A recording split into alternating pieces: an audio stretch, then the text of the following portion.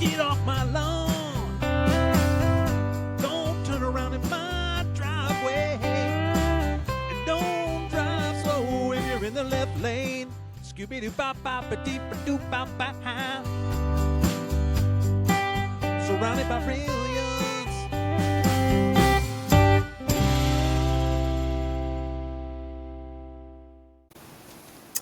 What's up, Internet?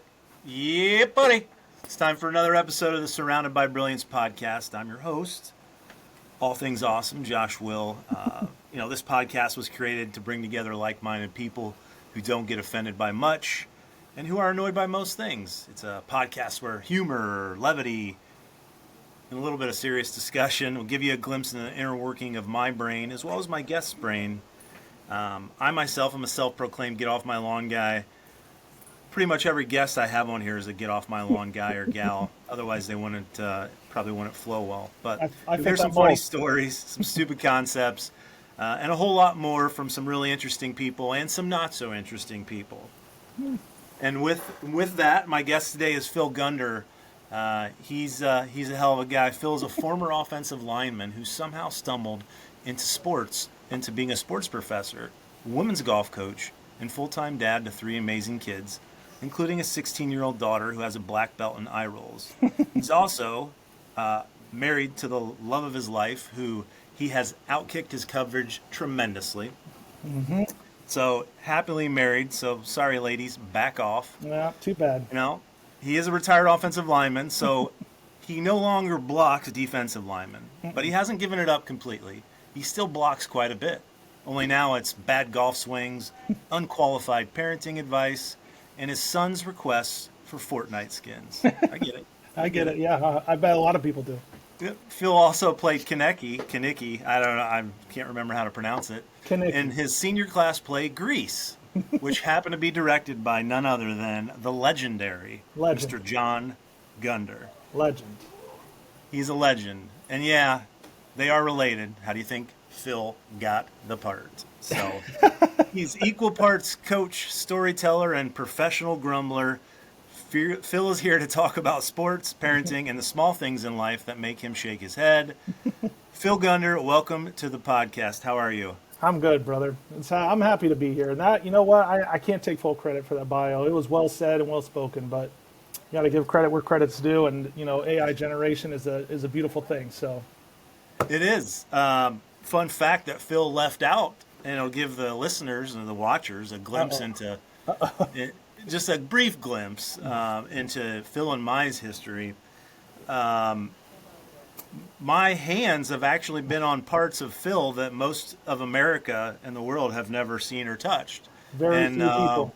We'll get into that here in a little bit, but if you were thinking about turning off, now you're intrigued about where my hands have been on Phil. Yeah, you reel them in. Now they're interested. Oh yeah. You're dangling the carrot, my friend.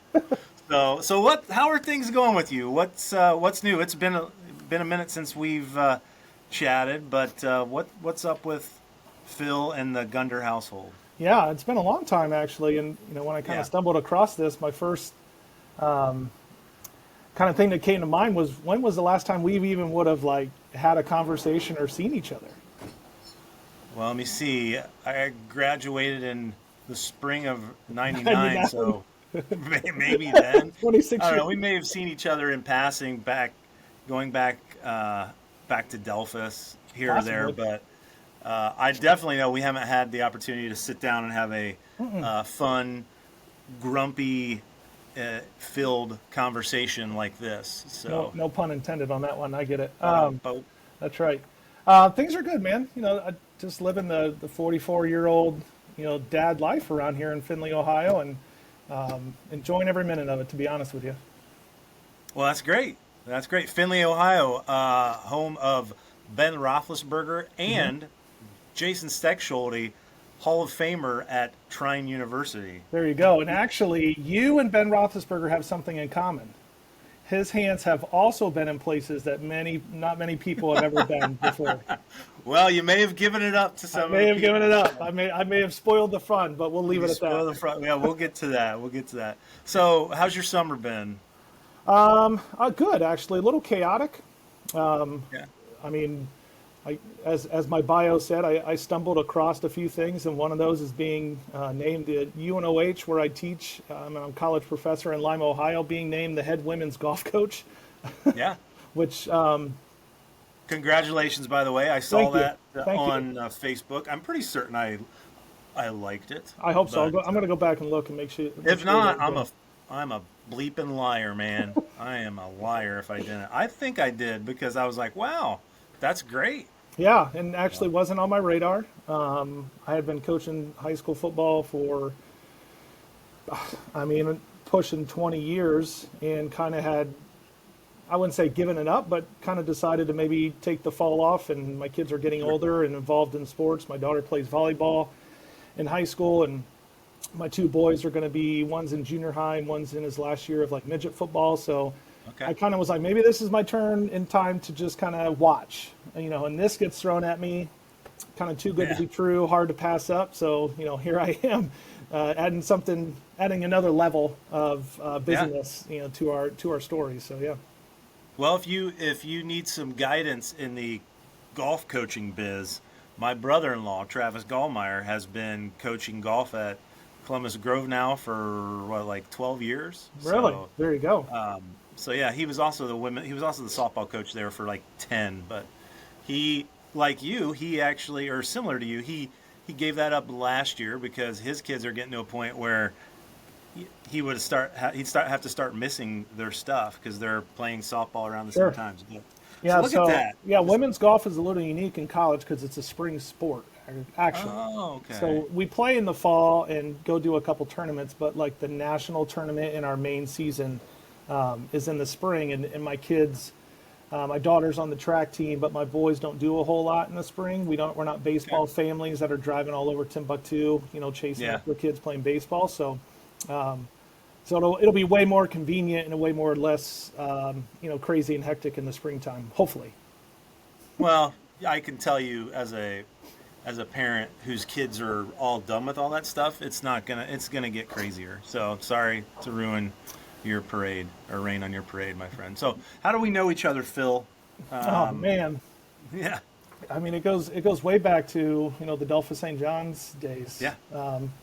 You were a grade ahead of me. But you think back to all those things, we all played the same sports growing up. It wasn't like, things are today where you play club and travel sports and you don't, really interact with your actual classmates for, 3/4 of the school year or the sports season. So, playing sports growing up, and then obviously in high school, I call it a privilege because it is a privilege, especially coaching high school football for so long. Had the privilege to be on a couple state championship teams and did some really cool things, back in the day, which was super fun. Yeah.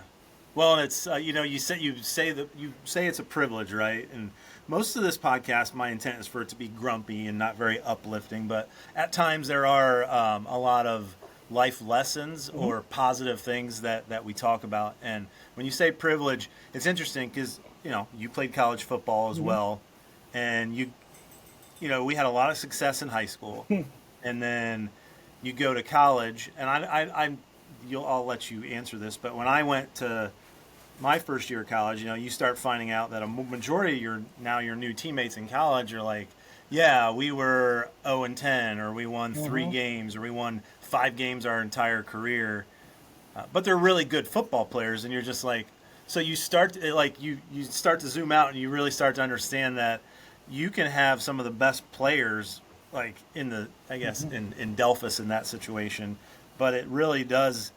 It takes a lot to win championships, and it was a privilege because we all busted our butts. Yeah. And we earned it, and we had people that believed in us. But I mean, was that similar for you? Did you have guys at Findlay that are like, yeah, we sucked in high school? Yeah, I mean, definitely. It's kind of twofold. Definitely those guys that came from programs that weren't very successful. They were individually super gifted and great athletes and great players.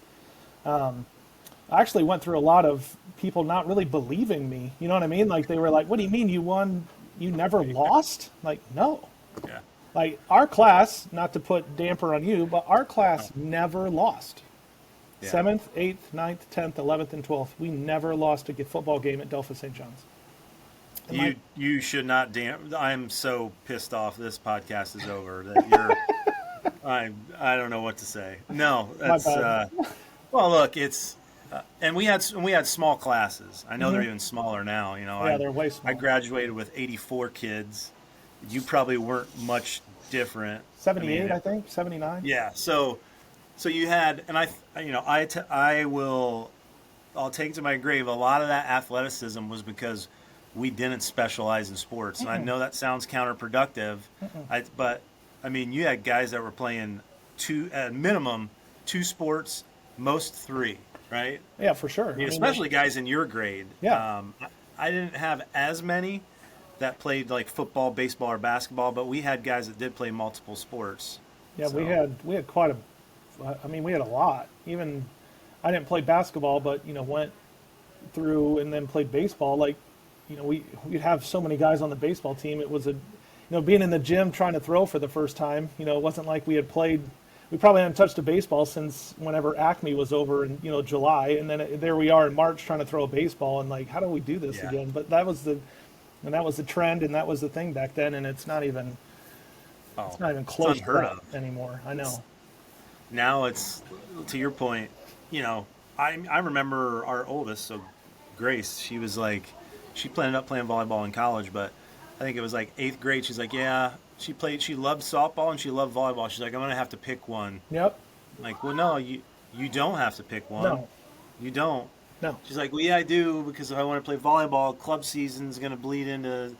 I'm like, you're in 8th grade. Where are you getting this from? But yeah, and anyway. it's actually one of the topics that I kind of have written down. Is let's start to move towards that way. I don't want to spoil it for you. You keep on your. No. Well, hey, so if you're listening or watching and you haven't figured it out yet, the parts of my hands, I was the backup quarterback.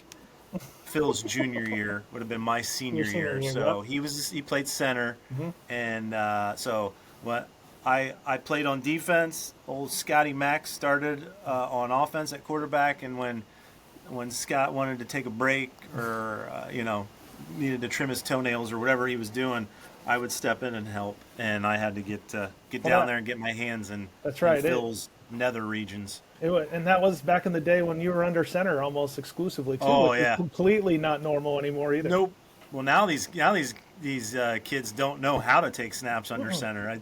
It's fun. Like, you start to read about some of these elite quarterbacks who are coming out of college and they're prepping for the draft, and they have like a snapping coach so that they can learn how to take snaps from under center. I was just like, yeah, how the turntables have turned.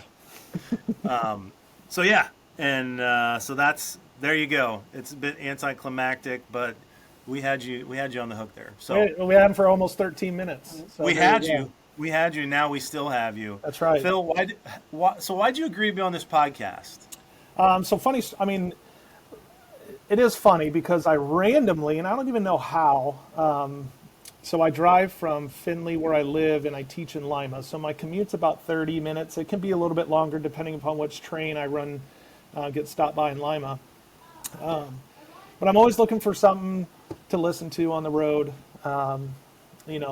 As everybody knows, you get inundated with all these nonsense things, and how much things that are really impactful and helpful, and and it's always good to find something random. So I'm on YouTube one morning just scrolling, and I stumble across Brandon Hain, Josh Ricker, and you dressed up in the most ridiculous American flag outfits I've ever seen in my life. That's right.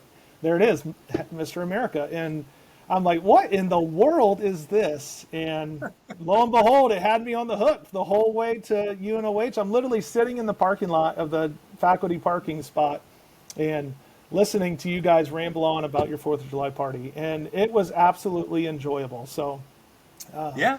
I started clicking on more, listening to the one with your ex-coach, and you kind of brought up the idea of, just the ability to have a conversation. And I haven't spoken or seen you in so long, but just intrigued me enough to throw you a message and say, listen, I'd love to be on this and have a conversation. And I do have a lot of things that really, really bother me and annoy the piss out of me. So I figured, why not?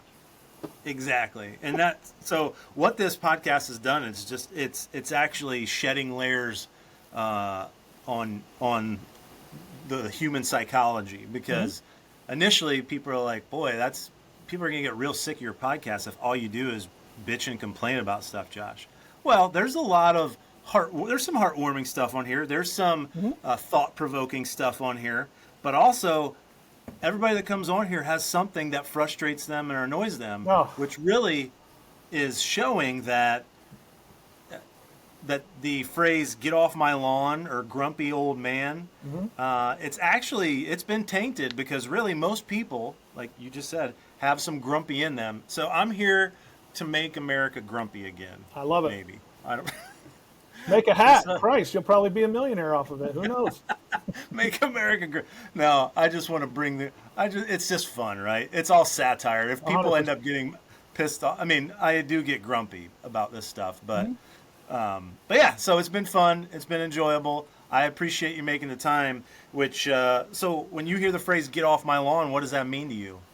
I mean, my initial thought is literally, I think like everybody else's, that grumpy old man that sees kids on their yard or on his sidewalk, I just had a moment this morning on the golf course, which was just ironic, right? So I'm at the golf course at like 7:55 this morning, waiting on my girls to show up.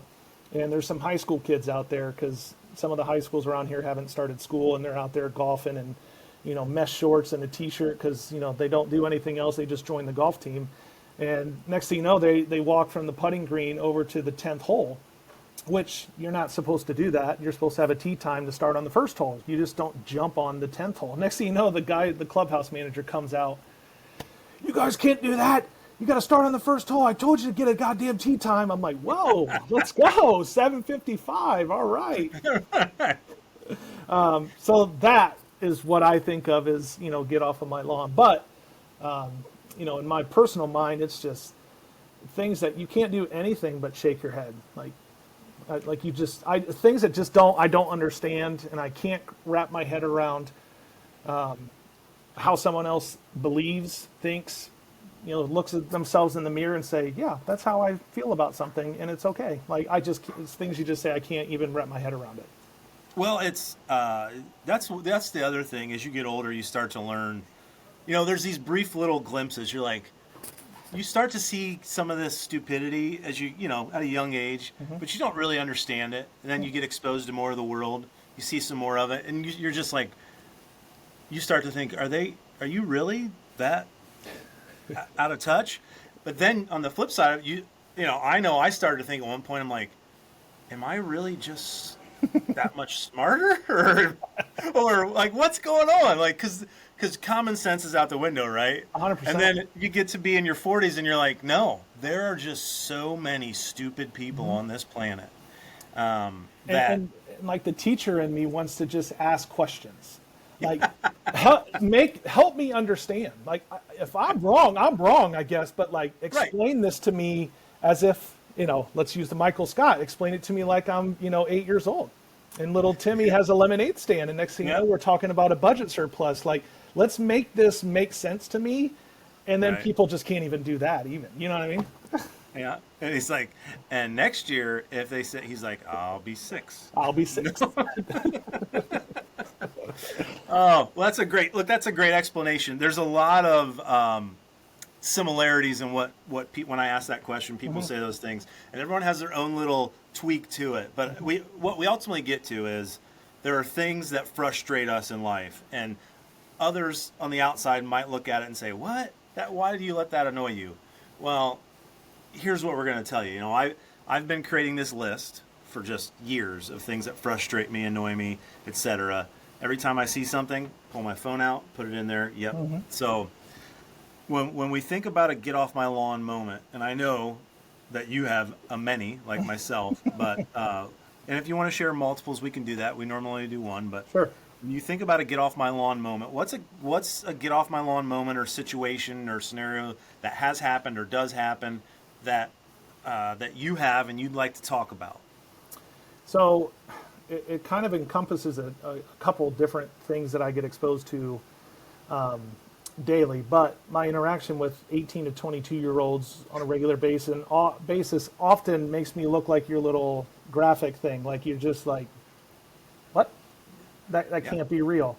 And one of the big ones, and it's just maybe my dad coming out in me just a little bit, but I just can't stand it when, especially young kids talking to somebody that has some, not authority, but like you're above them, and they don't put Mr., Mrs., Coach, something in front of my last name. Like I could have never in my mind thought I'm going to walk into Jeff Fisher's mom's, third grade class and just be like, oh, hi, Fisher. Like, what? No. Like, can you imagine, like, walking in and just saying my last name as if, like, we're just on that level to have a conversation? Like, yeah.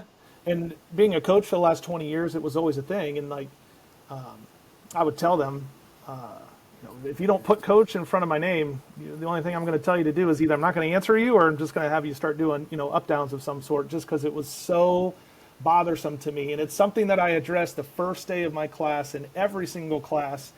You can call me prof, you can call me mister, you can call me coach, but there's got to be something in front of Gunder, G, whatever it is. I don't care. Sure. So that's probably my biggest one that I highlighted that I constantly get inundated with daily, and I just can't wrap my head around it. And it's such a little thing, right? Oh, and, it's tiny. But... I don't know. I mean, there's a lot of great people that go to public school that use Mr. and Mrs., but maybe some of that's a little bit of Catholic school in us too. Some of it, because I think in my mind, in general, it's just a basic respect thing. So, like, you're not, to your point, you're not going to walk into Mr. Herman's class and say, hey, Georgie. Oh, boy.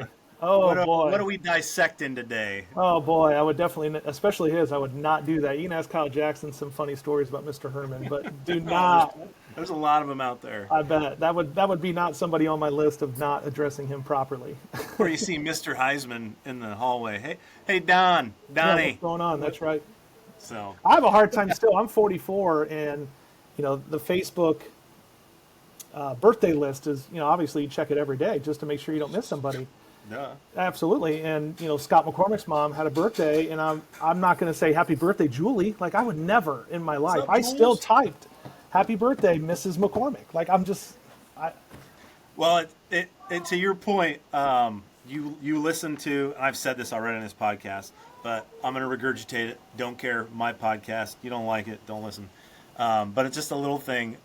You listen to my podcast with my former college defensive coordinator, Coach Joe Nemeth, and my wife was like, "What?" She's like, "Why do you call him Coach? Like, you're 44 and he's 50, right?" And I was like, "That's just how I like. It's just a respect thing." I mean, if he said, "Hey, Josh, you don't have to call me Coach," I'd probably still call him Coach. I would, but who I emailed. Oh yeah, I had emailed. I think it was Coach Norris, actually. No way. Couple summers ago or something, or winters ago, and I was like, "Hey, Coach." Yeah, exactly. So it's just, well, you've listened to the podcast, Phil, so you know my next question. That is a frustration that you endure, that you see on a daily basis, so that people don't just think we're here to bring up gripes and grievances and frustrations. Let's turn it into a positive. How can you turn that situation into a positive, or what positive can you take from it? Well, I can tell you the benefit of myself being a teacher, and my wife's a first grade teacher, so, God bless her. Oh, jeez. Yeah, I know. She Everything is seriously, and she deals with me almost every day. Anything that we see like that really bothers us, it gives us another lane to be like, okay, let's make sure our kids don't do that. And it is a constant conversation when they go to their friend's house for an overnight party, let's say, or a birthday party, and, their friend's last name is Jackson, and I say before they get out of the car, make sure you address them Mr. and Mrs. Jackson, and make sure you say please and thank you, because that's another one. Hey, I give you something, like a treat or a compliment, and you don't say thanks, or you don't say please when you go through a line to get food after a football game, like, that bothers me. So it's a constant reminder, if you will, to our kids to make sure, they say it properly, to, set themselves apart a little bit, because it does, actually. Yeah. Yeah, and it's the little things. Life boils down to just all these little moments and these little the little things that you take pride in. So, For sure. well, that's a great positive. If you can't change the kids that are being rude, you can use it as fuel to make sure your kids aren't like those. You know what they say, control what you can control, my friend. That's right. Look, again, you continue to we give all these little morsels of hope and positivity on this podcast. It's really starting to stray away from what I'm trying to get going here. That's okay. No, it's okay. Well balanced. We're well balanced here. So here's my get off my lawn situation or frustration this week.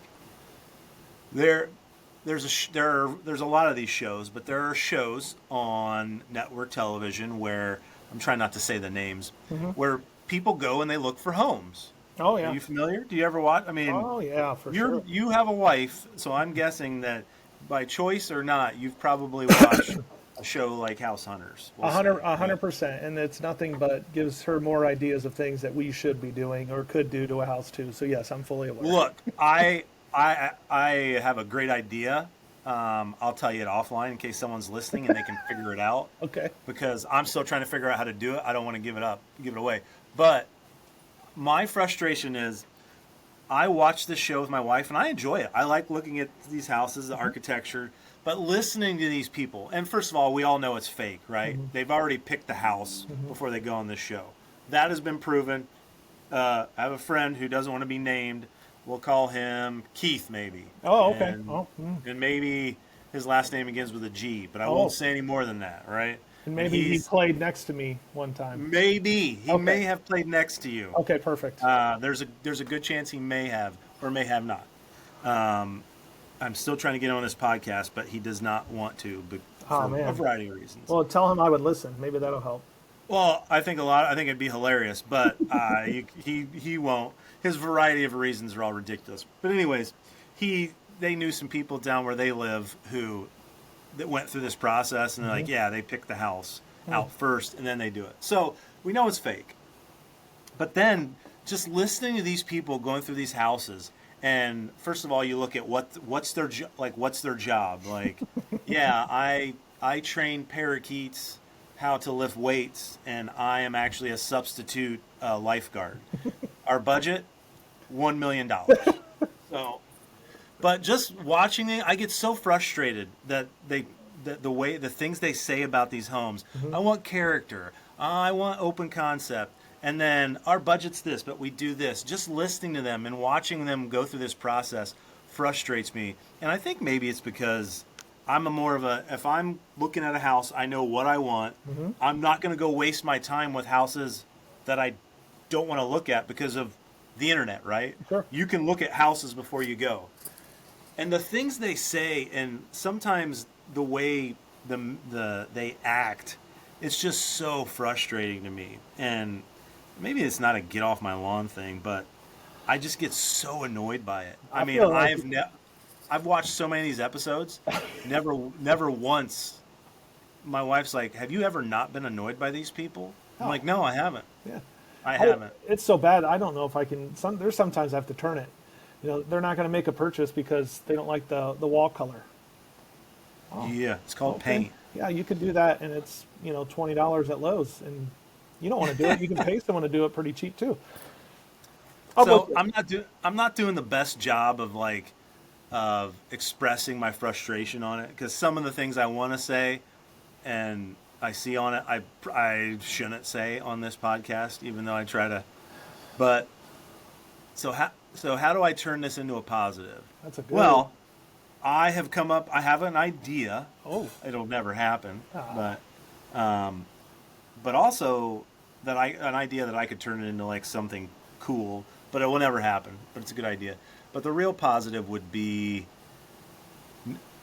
I guess forces me to just say, to understand that, to be patient with people, because not everybody is on the same intelligence level, maybe? I don't know. That's actually kind of a backhanded positive.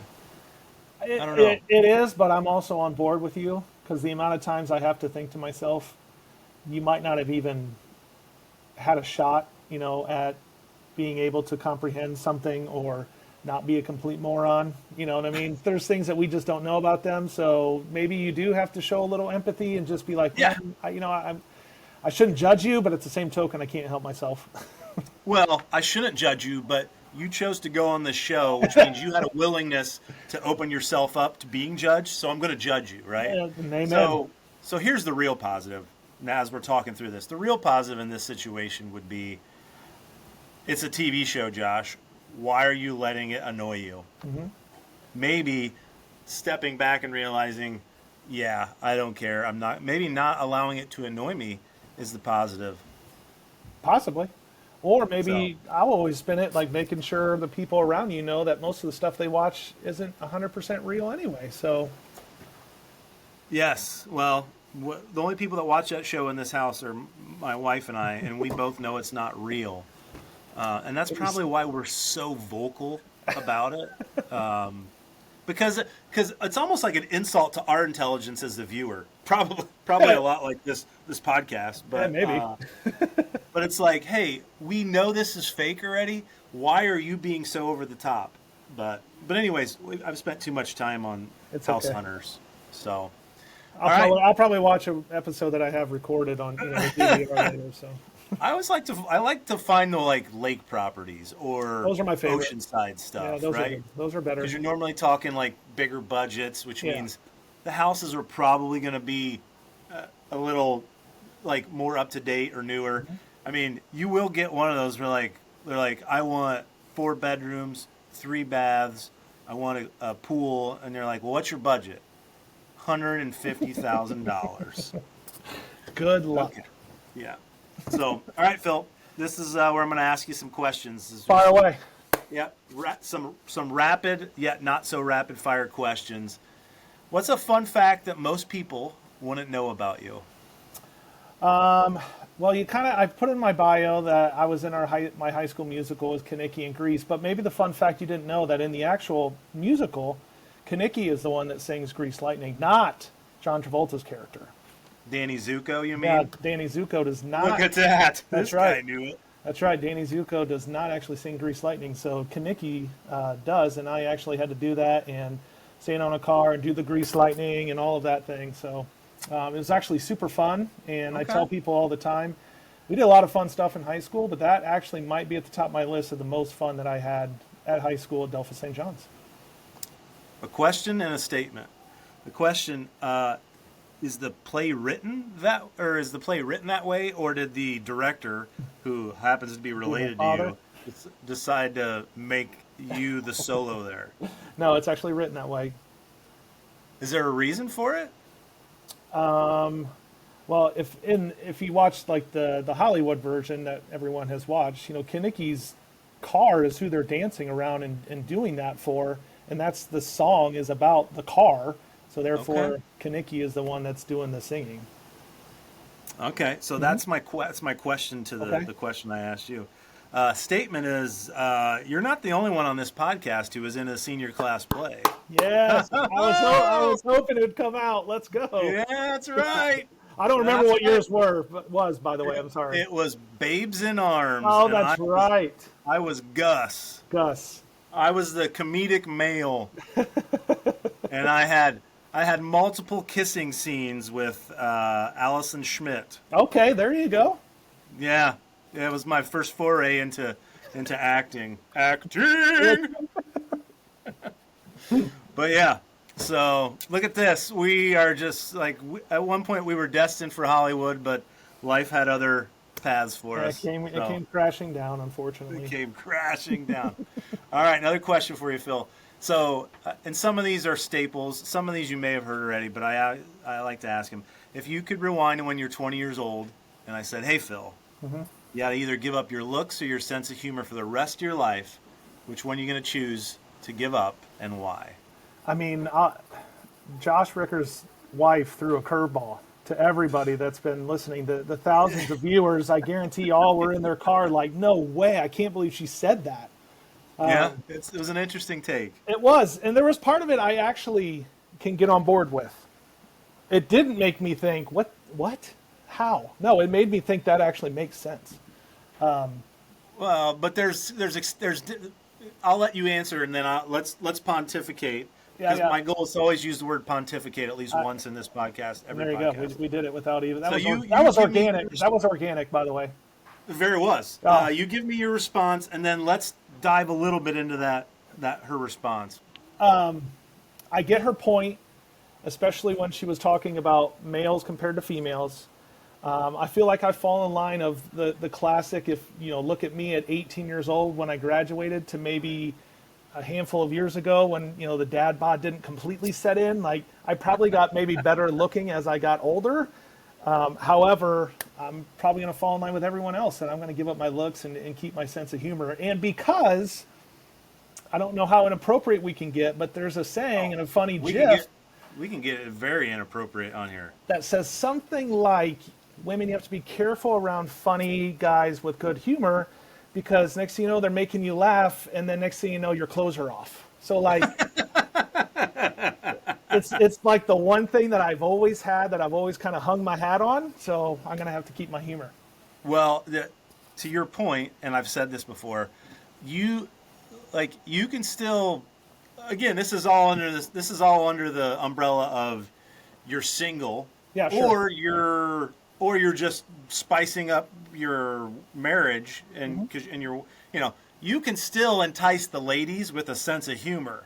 If you are boring and have no sense of humor, and you're good looking, that might get you to a first date, or maybe. But you can do a lot with a sense of humor. I agree. And you can overcome the looks. So. I've met a lot of ugly people that are super funny, and you want to kind of hang out with them. So there's a couple of them on this podcast right now. So here's a great choice, by the way. I mean, I don't judge either choice, but you are definitely in the majority. Josh Ricker's wife, Michaeline, is in the minority. She's the only one thus far that's. Oh, she's the only one. Yes. Oh. But if you listen, I mean, I understand some of her rationale, and I'm not here to pick on her, but there was some very specific context that she was giving to it, right? Like in her scenario, Josh is dead. So I'm like, I don't want to put any gasoline on that fire, right? But that's the scenario. And she's like, well, Josh isn't here. I got to get a guy, and my looks are going to help me do that. Now, some could say that's vain. Others could say it's innovation. Again, I don't judge the responses here, and this is a judgment. Well, it's judgment-free zone for the most part. I mean, I'll call people out. You have to put air quotes on that, like judgment-free. Judgment. That's right. But yeah, what I wanted to focus on in that is, in her scenario, my friend Josh is dead. Which, okay, let's not go to let's take that out of the equation. But anyways, so we digress. I don't know if you had anything to add on that. Just okay. Josh's wife threw me for a loop, and I still can't say her name, so I'm not going to try it. Josh Ricker, if you're listening to this, you're sleep with one eye open. There you go. All right? And I'm going to refer to her as Mrs. Ricker from now on. That's right. What's one thing? Are you 44 yet or 43 still? I just turned 44 in July. Woo! All right. What's one thing 44-year-old Phil would tell 22-year-old Phil? I mean, I don't want to get all sentimental. And you can. I know. Most people get sentimental with this question. And I don't. And I've listened to a lot of people say, everything's going to be okay. I mean, like, come on, like, really. But it's a cliche answer. It is, but it's so honestly true, though. Like, there were so many times when you're that age and you're just kind of feeling like you're without a direction, without, anything super, important feeling like it's going on, and you see people your own age getting married, having kids, getting jobs, moving, and then, sometimes there you are, like, still trying to figure shit out. Like, I tell my college students all the time, like, there's no rush. If you keep doing the things that you're supposed to do over and over again, eventually it's going to work out for you. I used to tell this to my football teams that I coached forever. Paul Bear Bryant's famous quote, show character, have pride, and keep doing the little things over and over again the right way, and eventually you'll win. Like, eventually it will happen. You don't know when, but eventually it will. So, maybe 22-year-old Phil just needs to keep going in the direction that he was attempting to, and eventually things walk out. I mean, honestly, if you would have asked me at that age that I'd be a college professor, a college golf coach, like, I would have been like, you're freaking a lunatic. Like, no way. Yeah. But things do work out, and if you do the right things, and eventually things will work out. So there you go. Well, if you're listening at home or watching, there you have it. That is that's the feel good moment of this podcast. It's there are some similar responses that we've gotten, but people always put their own little spin on it, and I'm sure our regular listeners are you just warm their heart, and I hope so. I really do. You put a fire in their belly if they have a goal or something in mind. That's right.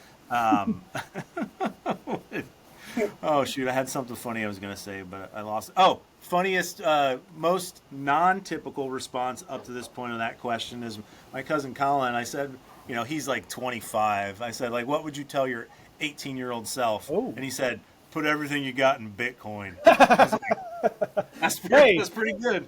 I'm like, that's pretty good. That's not bad. Like 7 years ago, I've been like, yeah, I'm like, you'd be doing all right. Mm-hmm. So, all right, last sentimental question. What's your favorite thing about being a dad? Oh, man. So my oldest 16-year-old daughter, as being a girl dad, it's a real thing for me, and I take a lot of pride in it. And I take a lot of pride in a lot of little things, like I don't get half hugs. That's not anything I'm searching for. I'm not searching for half hugs. I'm searching for full out, like, love you, thank you, you mean a lot to me hugs. So when I get those, and those little moments happen, those little appreciation moments, those are worth their weight in gold, to be honest with you. And a lot of things that I've done career-wise has been centered around making sure that I was the kind of dad that I wanted, and the kind of dad that my dad was for me, which was around and a part of my life. So being able to do that has been really special to me, honestly. Fantastic answer. It's it speaks to your character and the man that you are, and appreciate that. We got way too much positivity and heartwarming and stuff on this podcast, but I can't help it. I have multifaceted, well-rounded guests who can be grumpy, can be funny, can light a fire in your belly, and can get sentimental. So basically, it's just a testament to my guests. They're just well-rounded people. So, all right, last question, and we're gonna end with a funny one. Well, it can be funny, or I guess you can make it. You seem to be on this sentimental path tonight, Phil, but if you can make it however you want. You're taking a cross-country trip in a Winnebago from Ohio to the West Coast and back. You can invite 3 other people other than your wife and kids. Oh, man. Who do you invite and why? So it cannot be my wife and kids. Can't take your wife and kids. Oof. Man, I don't want to get sentimental again. This is so hard. Go for it. I think by now the people listening realize Phil's a big teddy bear. Okay, and there's nothing wrong with that. He's a little teddy bear he's a big teddy bear. He's got some grumpiness in him. It's okay. Let it rip. So there's 3 college buddies that when COVID happened and everything happened with COVID. We started to use randomly. I stumbled across an app called Marco Polo. Don't know if you ever heard of it or not. Yeah, I know what Marco Polo is. So you record little videos and you send them back and forth to each other. Okay, so it's 2025 and we still Marco Polo every single day. You are going to get so many props from my wife when she listens to this. Hey, bring it! I love it. She's going to be like, I really like that Phil guy. Good. So she hears. Yeah. So, anyways, carry on. Okay, so those 3 friends, they were not. One of them was the quarterback that came in with my recruiting class, but he ended up not playing football anymore. Another one is a golfer from Continental, Ohio, and the other one came to the University of Findlay from Columbus Grove. He wasn't really sure what he was doing. He didn't finish maybe about a year of school, but he lived with us for like 5 years still. So like, but the three of us, we all do a really good job of, being there for each one of us in a very specific way when you need something, whether it's three of us are in education, so we complain a lot about education. Sure. Three of us have kids, two of us have kids, daughters the same age, so we talk about that. So like, it's a lot of bouncing things back and forth, ideas, complaining, venting, Sure. That sort of thing. And then every summer we get together and play a couple rounds of golf somewhere in the general area. One's in Boston, so we literally let him pick where he can fly into the cheapest, and then we figure out the rest. So without Didn't my you wife, play in Michigan? Didn't you play in Michigan this summer? Yep. Yeah. Where? Plymouth. Okay. Yeah. We played at a course called the Cardinal, and actually Live Golf is going to play there this weekend. I shot a 70. Oh, wow, I think I shot a 78 or 79. Anyway. Good thing you're a coach. I know, that's right. But anyway, if I can't take my wife and kids, those are the three guys that I interact with the most. And if we're taking a cross-country trip, I mean, it ain't going to be nothing but feel good, nonsense, great stories, good times. So that would be my three. Well, that is a great.